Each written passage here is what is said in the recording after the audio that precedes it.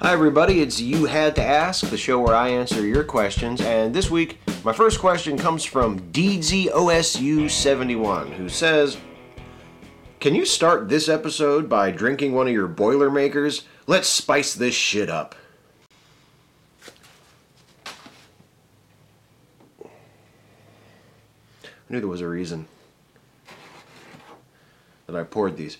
Alright, DZOSU71, and all you viewers at home, and my lovely wife, seated off camera. Here's to you.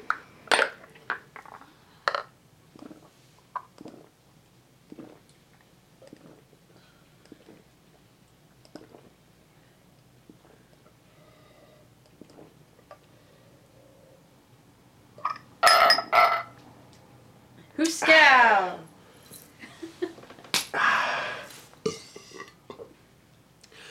Okay, next question. Dave Stewart. Steve, I hope you don't think I was trying to be an ass with the real job question. It's just that I've had to deal with the whole, as the man, I should be the provider pressure before. Whether I put it on myself or society puts it on for me, don't you think it's time we moved on? What's your take on why it's so hard to move on? It's a cultural norm. It's just something that we've become used to as a society. We've assigned ourselves these particular gender roles. Traditionally, the man is the provider, the man is the hunter and the protector, and the woman is the mother and the caretaker and the keeper of the house. And these are just the traditional gender roles. And it's tough to break out of that. I agree with you. I think it's time we move beyond those roles. I think it's time we start looking at things like who is the provider of the family and as things that are voluntary, as things that particular individuals and families are free to work out for themselves, and that there shouldn't be any judgment or social pressure that no, you're doing it wrong, you're supposed to do it this way. I think it's far beyond time that we get past that and that we just let people work things out for themselves. But the reason why it's so difficult is because it's a cultural norm. It's the same reason why it's so difficult to get past things like racism and homophobia, although we are making great progress in moving beyond those things. But to make real lasting change in society, you have to change cultural norms, you have to change institutions, not just formal institutions, but informal institutions. You know, you have to change people's attitudes, and it takes time. But I agree with you, it's time that those sorts of things change. Dan P. Hey Steve, I don't think you answered one of the series of questions regarding marriage posed by Philip Rottingham. What is your opinion on asking the father of the bride for permission to marry his daughter? The reason I am asking is that I am engaged to be married to a beautiful and fun daughter of traditional Chinese parents. I proposed to her, and later it was revealed to me that her parents are mad because I didn't come to them first for their blessing. My perspective is that she is not their property to be passed on to me like chattel. They are still waiting for me to ask, after the fact, for her hand, but I am not budging on my feminist values. My friend says I should just swallow my pride and approach them, as I have not violated any of my feminist sensibilities, having asked her first anyway. He reasons that I am making things difficult for myself and my fiancé, and I should understand that I am stuck with this group of in-laws for good, and should try to make things amicable between us. Should I throw them a bone, or stay steadfast on my values? There is a certain pragmatic value to the advice your friend gave you, to just suck it up and ask them for permission even though you think it's horseshit. My wife and I were just discussing this answer off camera, and she feels the same way, and her attitude is that your wife is probably the one who is going to have to deal with most of the blowback from you not asking for her hand. So I think you sort of have to balance, do you want to do what you believe is right and ignore this archaic, silly tradition, or do you want to save your wife from having to deal with a lot of grief and a lot of shit from her parents? I think that's the choice you have to make.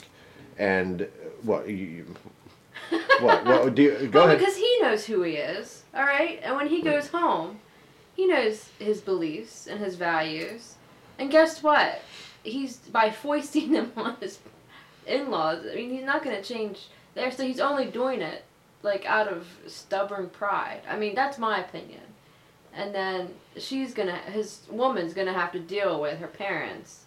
I'm sure he won't hear about it, but I'm sure she will hear all about it. Your wife will be the one to absorb all of, or probably most of the direct bullshit from the parents. Maybe they might like treat you a little more coldly, or give you like little passive aggressive stuff, but the full brunt of their disapproval will probably be absorbed by their daughter. So think about that. Now, having said that, I will tell you honestly, when Ashley and I became engaged, I did not ask for her hand. It never occurred to me to ask for her hand. And if someone had suggested to me that I should, I still would not have done it, because I think that's a silly, stupid, patriarchal tradition. And I wouldn't do it even if I thought that her parents had expected me to. Even if it had been discussed before, like there's no way I ever would have done it. And I wouldn't have wanted you to. And she wouldn't have wanted me to. I felt that it was. I know that my parents would have appreciated that, but at the same time, like I just felt, like he said, you're asking, like, oh please can I, mother may I? Yeah. And I don't. We're both adults. Yeah. She's not the property of her parents, and she didn't ask my parents for permission to marry me. So no, I think it's a silly, outdated, misogynistic tradition, and I had no intention of taking part in it. And I think you're on the righteous side here by not wanting to do it. So I'm on your side, but I do think it's worth considering the pragmatic value of, look, just hold your nose and do it just to make the parents happy. That's the decision you have to make. If you want to do what I did, be hard-headed, be stubborn, and I haven't had to face any blowback from it. I haven't heard a single thing about it from my in-laws. I get along fine with my in-laws, so I don't know what your situation is. I didn't do it for my marriage. I wouldn't have done it even if I thought it was expected of me. So there you go. Do with that what you will. I have the feeling that wasn't incredibly helpful. E. Burwell, hello Steve. With 2 Bible-themed movies coming out soon, Son of God and Noah, I was wondering if there are any of the Bible story movies that you would recommend, aside from their message, for their cinematic qualities. Do you have a favorite either because it's done well or because it's so bad it's good? You might not assume this because I'm such an outspoken atheist, but I actually love a lot of the Jesus movies. There are 3 or 4 movies based on the New Testament, the Gospels, the story of Christ, that I find to be just brilliant films. I love the original silent version of King of Kings. That is such an incredible movie. It's a great example of like a big budget, like major production silent movie. If you've never seen like a really big budget, like studio silent, like lavish silent movie, the original King of Kings is a great one to see. It's just a phenomenal movie. There's a movie called The Gospel of St. Matthew by a director, a brilliant Italian director named Pier Paolo Pasolini. That is just a great film. It's the life of Christ. Brilliant, incredibly stylish, well made. It's like a guerrilla film. It's shot like a documentary almost, and very like stark black and white, lots of handheld camera, and it's just a brilliant film. I love Martin Scorsese's The Last Temptation of Christ.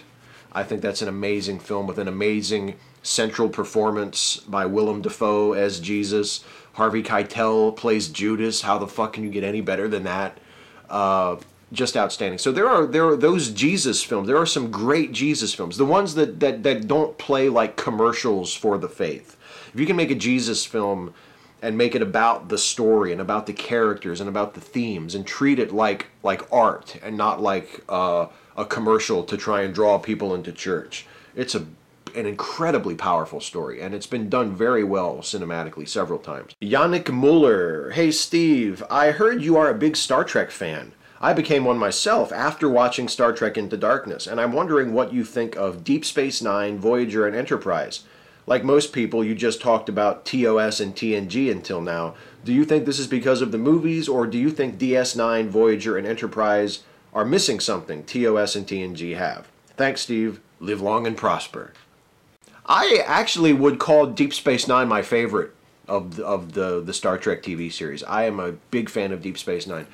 And I mean, I think the reason why people talk mostly about the original series and Next Generation is just because those are the two most prominent culturally. Those are the ones that got the most attention. Those were the ones that were the basis for film series. So those are just the like sort of the upfront, the vanguard Star Trek franchises, and the rest of it is just for like the fans who really, really were into it and watched it. But yeah, I loved Deep Space Nine. It was a really, really uneven series.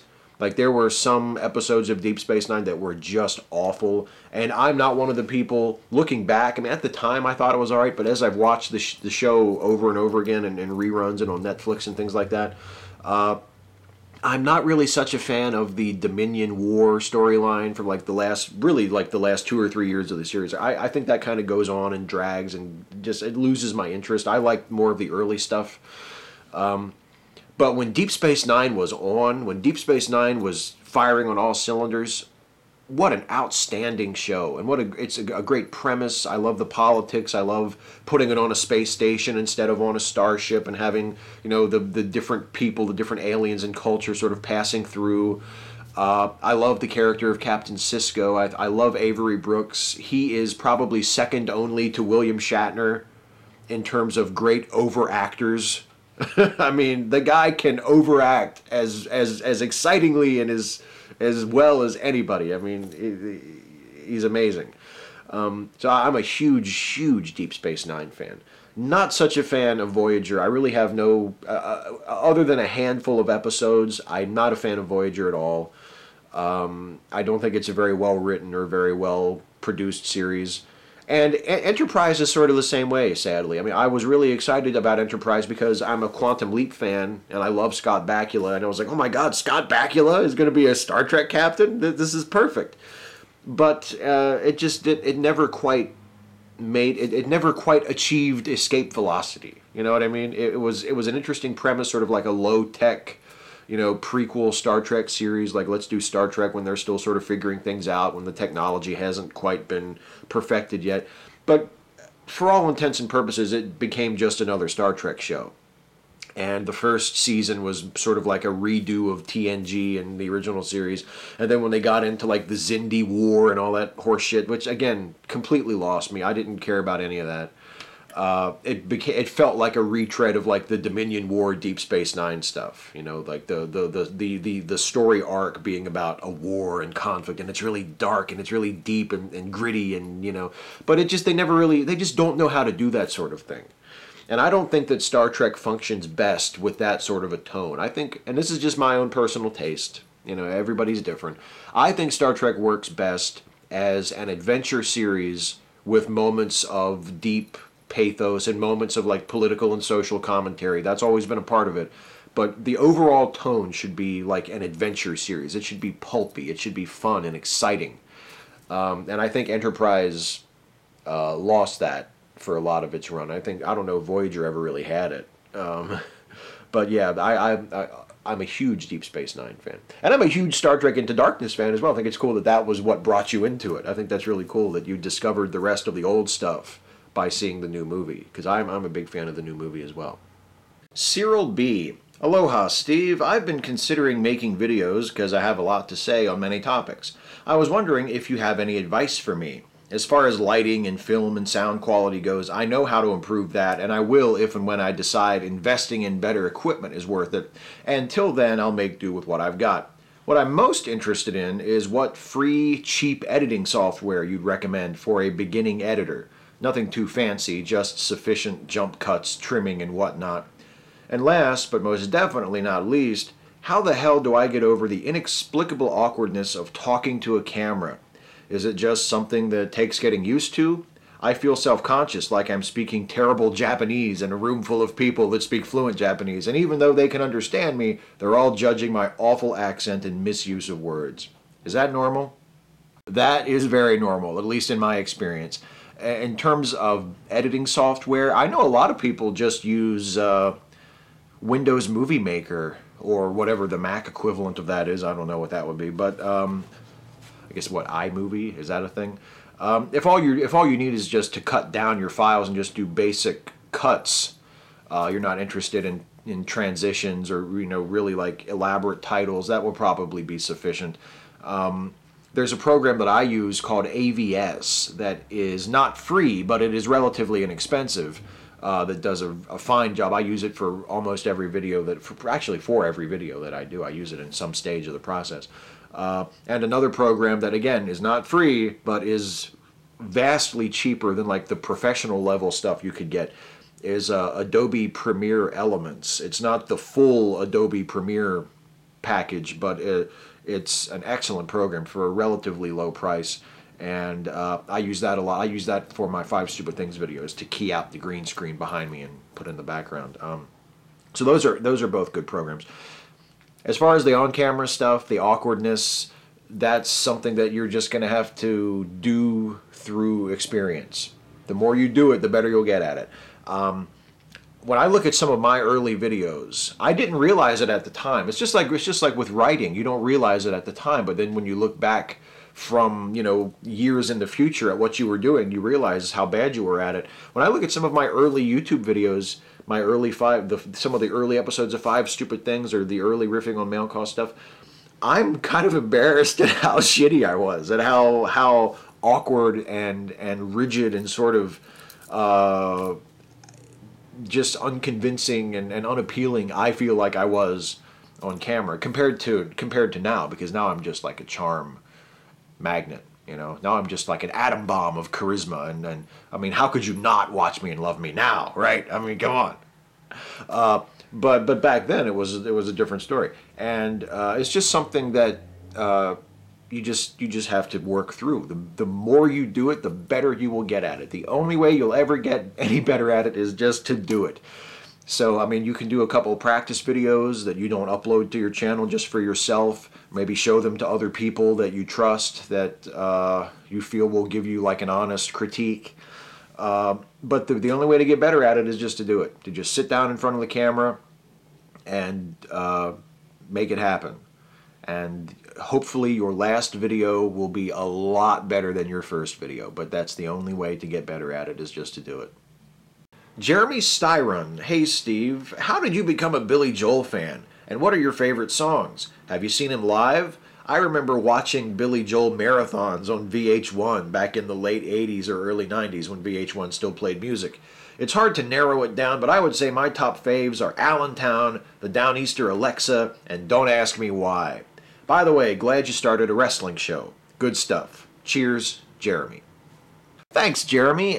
Speaking of the wrestling show, those of you guys who watch my stuff and are wrestling fans like me, if you ask wrestling questions on these videos, if it's a good enough question, my co-host and I, the great Doc Gregory, will try to answer the wrestling questions on the wrestling show. And the wrestling show is Wrestling with Wrestling, and it is streamed live on my channel every Tuesday at 4 p.m. Eastern, and then it's uploaded in a recorded version automatically that you can watch anytime you want. But it goes up live Tuesdays at 4, and then you can watch it thereafter. So if you have wrestling questions, whether you post them here or whether you post them there, if they get answered, they'll get answered on the wrestling show. So I'm glad you like it, Jeremy. Glad those of you who watch it enjoy it. It's fun to do.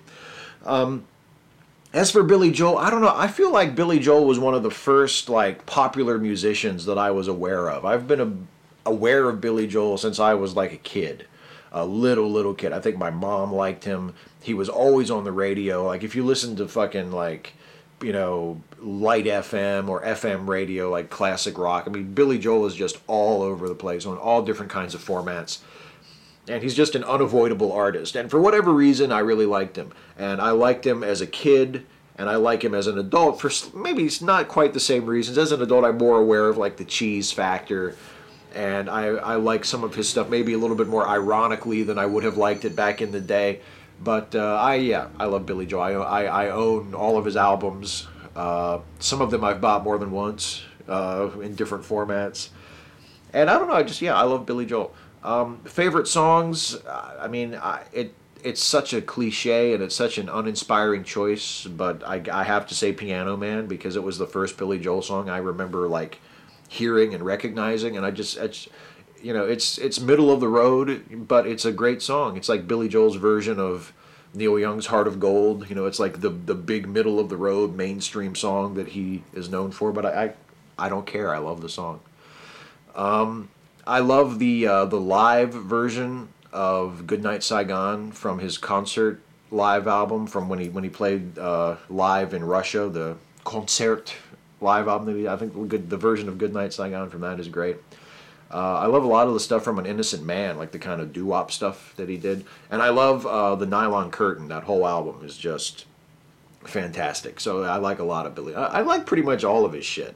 I mean, even some of his stuff that you could tell he was just on autopilot, where the song's not even really about anything, like A Matter of Trust. Like, what the fuck is that song even about? That's just lyrics circling a drain. There's no content to that song at all. It's just phrases that rhyme to a beat.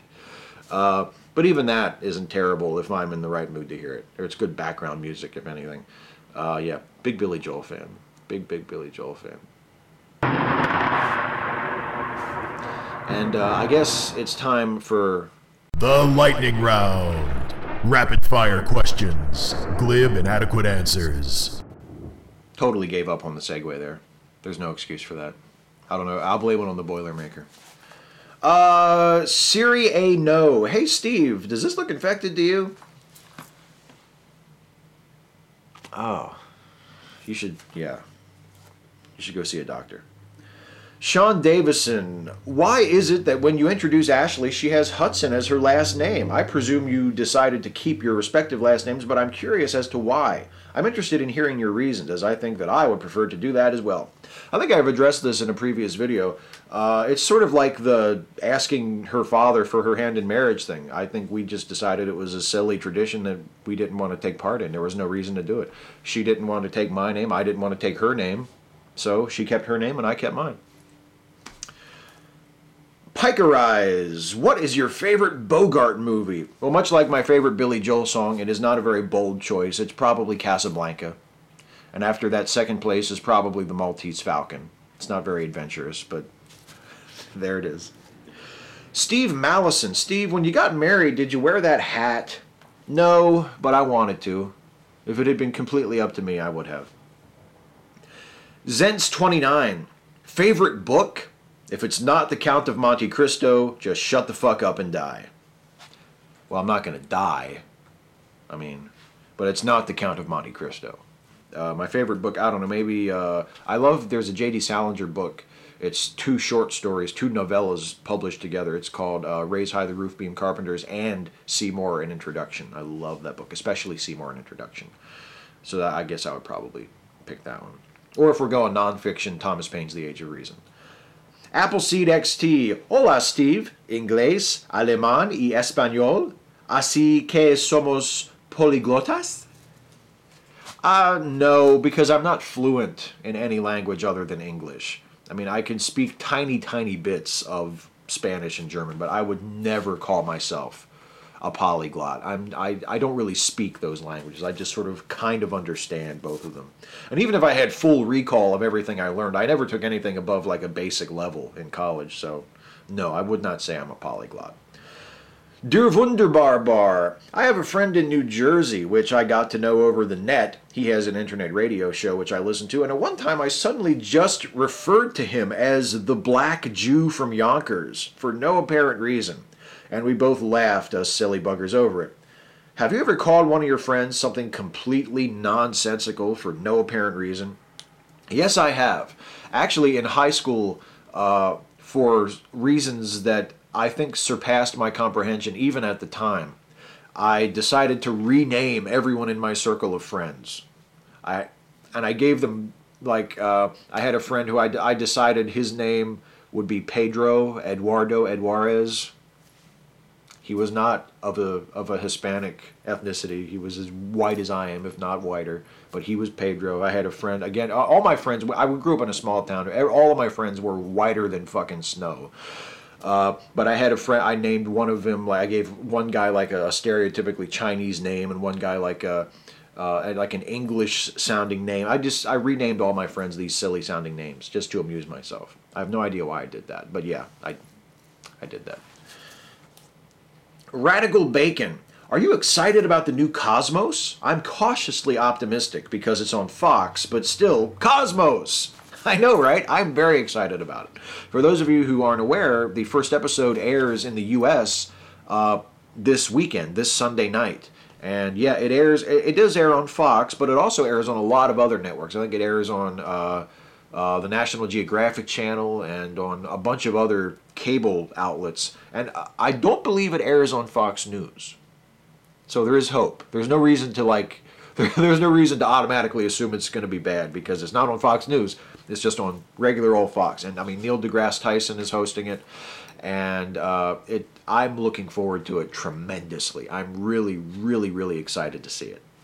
Nuno Uno 001, lightning round question. Who is your favorite live action portrayal of the following characters? And let's take these one at a time.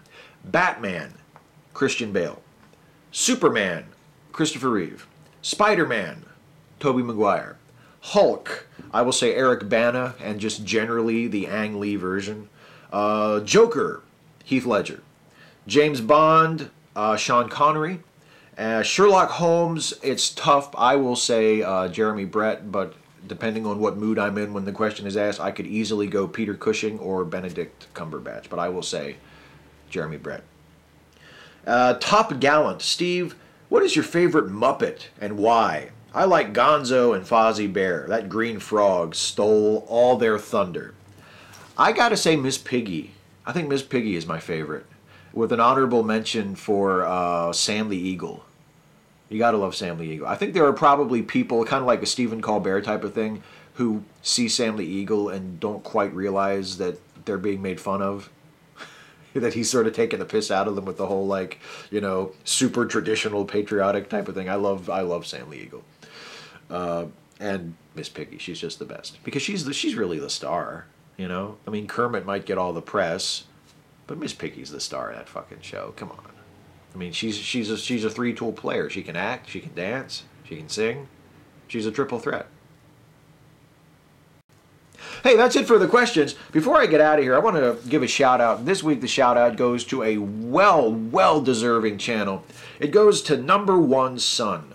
Number One Son is a former Christian, you might say a recovering Christian if you are of a cynical persuasion. And Number One Son, a former Christian, and he makes just really awesome, insightful videos, many of which pertain to his former faith, many of which are devoted to just asking questions about traditions and teachings and dogmas of the Christian church. Like, why do Christians believe certain things? Or how does this make sense? He made a video about abortion where he said, you know, if abortion, why is abortion such a bad thing?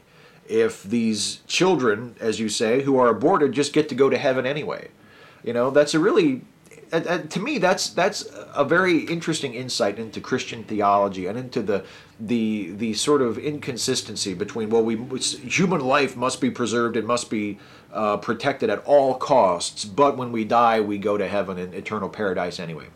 It really throws a spotlight on how that whole doctrine of heaven and eternal life, whether Christians believe it or want it to or not, really undermines the sanctity and the preciousness of human life. And he has videos with all sorts of things like that throw new light and really interesting, insightful questions into the mix about Christian faith and Christian theology. So Number One Son, an excellent YouTube channel that if you're not subscribed to already, I think you should be. You should check out his channel, give him a look, and give him a sub and some views if it's your type of thing. Well, that is it for this week. I am going to do this again next week, I think. I probably won't do a Boilermaker next week. It's not the sort of thing you want to do every single time, you know? Because for one thing, it just slows you down, you know? It's like you're you know, you're making a YouTube video from the other side of a sponge. You don't want to do that every time.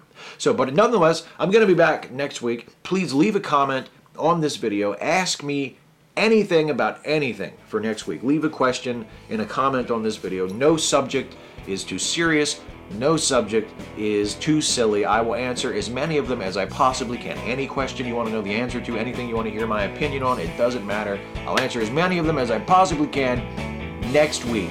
Take care, guys, and I'll see you next time.